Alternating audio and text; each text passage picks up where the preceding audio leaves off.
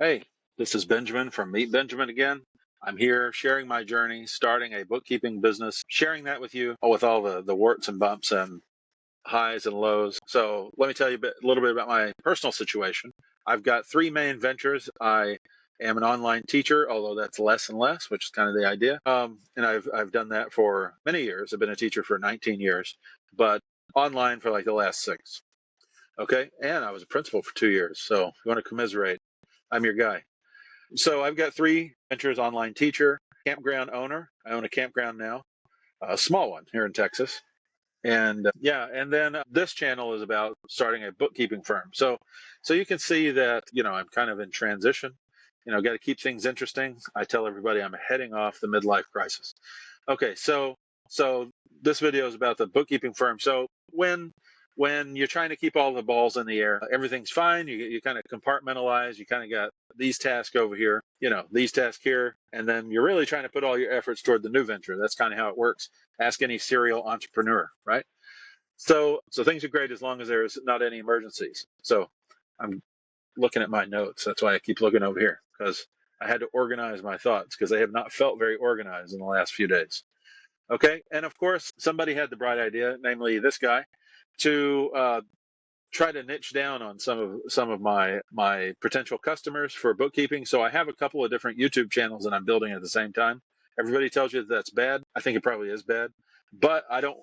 One of my channels is for in Spanish, a Spanish bookkeeping channel. Hablo español un poquito. Okay, and I feel like most people don't want two different languages in one channel, right?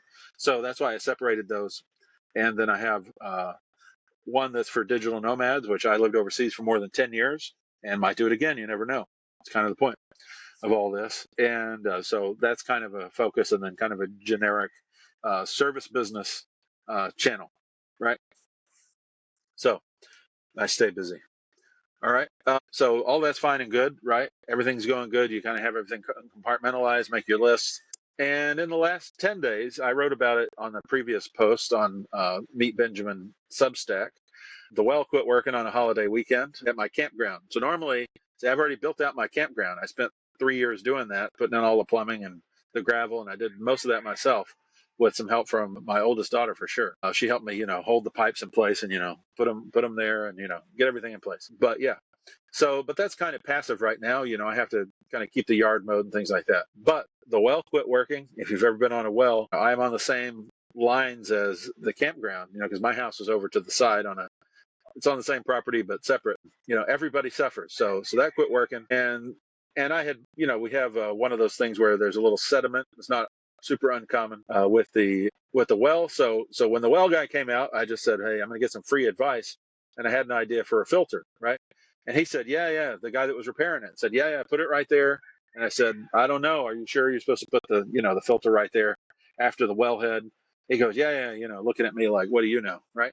So I blocked off a whole day out of my schedule to install a new filter. Told everybody, they were tired of getting grit in their toothbrushing time, right? Of course, right? And that's what happened when they had to, change the whole pump and everything. So this motion is the pump, right? They had to change the pump, so that kind of kicked things up. So I said, I'm going to put a filter in, and I did exactly what he said. And within 3 hours, it had busted the back out of this relief valve. No water again. Had to call the same people back. They had to take out everything that I had already done and put it exactly back the way that it was. And if you've ever wasted a whole day on something that was really hot and sweaty and a lot of work, you'll understand my frustration. Okay, so they got it done, fortunately, the same day. So kudos for them. If you're in South Texas, Friedel Well Drilling in Yoakum, Texas. I don't live in Yoakum. They came from like an hour away to do that, and I was super grateful. Quite sweaty also, and my hair is thinning, so I had a little bit of a sunburn on the top of my head. Boo-hoo, right? Okay, so the verdict on that day, thank you for being my virtual support group here. The verdict was that was one of those days I'd have been better off staying in bed and being lazy and not doing anything. Of course, I would have never known that was the wrong decision, but somehow it would have been better. Would have been cheaper for sure. Anyway, most of the people in my campground, there's only a few people, they understand that it's a work in progress. Some don't understand, but we have to, one of them threatened legal action And I said, we're not gonna have that kind of talk. So they decided they wanted to stay where they were at because I cordially invited them to leave, and they said, never mind, we're not going to do that. So we'll see. I don't know what kind of legal action you're going to get from grit in your shower, but joys of a business owner, right? Okay, so I took a couple days off of the well. I came up with a another solution that I won't bore you with, but it's kind of more incremental, but it accomplishes the same thing. I've already talked for what, 6 minutes about this, right? So the name of this video was, I actually forgot the name of this video. Oh my goodness. I didn't write it down in my notes. I'm sorry. Hold on. How to juggle. Here we go. I got it written somewhere else. How to juggle multiple businesses without losing your mind. Okay. I should have probably put a question mark at the end of that because I definitely do not have the answer to that, because most of the time I think I have it under control, and not this week, or not this, it's Friday now. So this is almost 2 weeks since the first thing happened. So anyway, so we have some big plans that we're working for. Personally, I'm not ready to just throw them out on the internet just yet. But the motivation is there, even though it's a little bit. So I guess if there's a point to this video, how do you stay motivated when everything is going bananas, right? So we do have some goals, financial and otherwise, for the next couple years, and that's really what motivates me, And I have kids too, and I see ways that they can fit into that plan. So I know that if I just quit, I'm 42 years old. If I just quit and just don't do anything and just go get a job at a truck stop, dead end job, and I like truck stops, so. But it's not really a great career path, most things. So if I just do that, my kids are not going to benefit. We're not going to accomplish our goals. Only going to have enough, but not enough to do much with. That's, to me, that's my why. I think about my why a lot, and that's kind of the reason that I do the things that I do. So let me ask you, if you're watching this video, how do you juggle everything? Because even if you only have one job and one personal life, sometimes those conflict. How do you do it? Right? I personally don't seem to know how to only do one job at a time. I read in a book somewhere that I think it's called The Self-Made Millionaire, or The Millionaire, or something like that. I read it in the 90s in high school. But the book said that the average millionaire, right, not billionaire or anything, had 7 income streams, right? They did this big study of like 1,000 millionaires. Had 7 income streams, and I've always thought about that, and how sticking with just one job makes you really vulnerable to the whims of whoever's in charge of that stream of income. And so that's why, for example, a couple years ago, I'm not going to go too much into it because I still work for one of the companies, but I'm not going to say the name of it either. But one of them, I was working for this one company that paid me a decent part-time income, right? But I didn't want to stick with just them. Somebody else involved in that situation asked me, would you also like to do some work for us?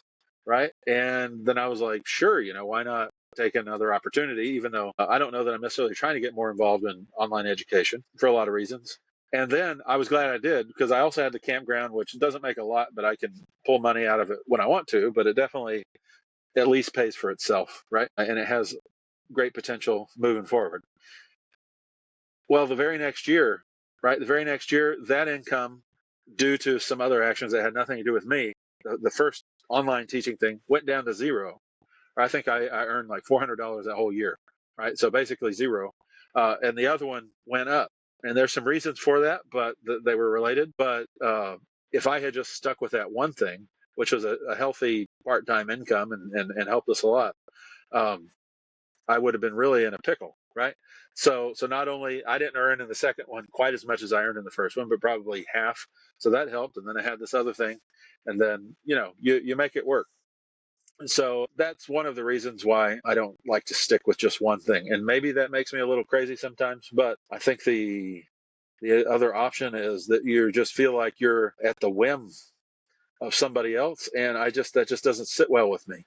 And I feel like if you're watching this, you have a business, and maybe you started a business because you're not a great employee, right? You're better at managing yourself, even if you do it badly. And that's kind of where I'm at, right? So anyway, thank you for your attention. This is my therapy session, like I said, but I hope that you get something out of it. And again, how do you juggle everything? How do you juggle everything? If you're watching this, how do you juggle everything? Tell me in the comments, because I need a few spare coping strategies this week. I'll be okay next week. This week, man. Okay. All right. I'm Benjamin with Meet Benjamin. You can go subscribe to my Substack if you're not already watching it on there. Thanks. Give this a like, subscribe, do all those things. All right. Nice talking to you. Thank you. Bye.